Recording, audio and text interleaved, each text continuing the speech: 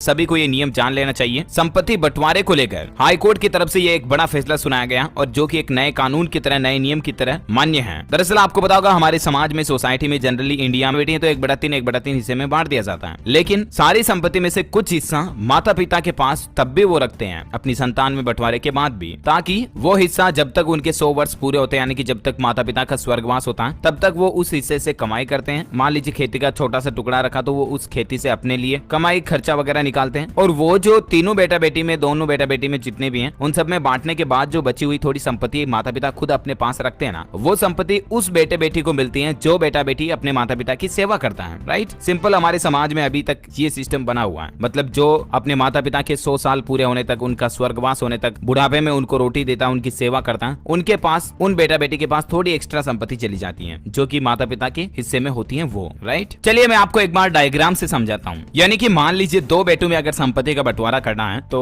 माता पिता ने 40% संपत्ति तो दोनों बेटों को बांट दी और 20% संपत्ति का हिस्सा अपने खुद के पास रख लिया, और वो हिस्सा उस बेटे को मिलेगा जो बेटा माता पिता की सेवा करेगा। समझ रहे हो? या 3 बेटे हैं माता पिता के, तो 30% संपत्ति तीनों बेटों में बांट दी, 10% संपत्ति जो बची वो माता पिता ने अपने खुद के पास रख ली। ये संपत्ति भी तीनों बेटों में से उस बेटे को मिलेगी जो बेटा माता पिता की सेवा करेगा, उनकी देख रेख, उनकी देखभाल करेगा, उनका भरण